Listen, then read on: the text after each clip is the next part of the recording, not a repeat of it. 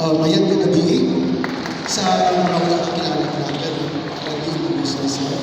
I'm Edison Ibanez, a teacher of International School, and that is the very reason why nag-uyog ako ka estudyante ka International School. Pagwanan, experience, pero gusto ko patirawon kasang ka-experiensya na ang dami matyagan kung kakantahan ng pamatikan Kilaraya songs. Ang ganahan ko dyan, ang unang posisyon na nagdaog sa OKM year 2003. And I'm proud to sing to you, together with my students, Tunog ang Tunog.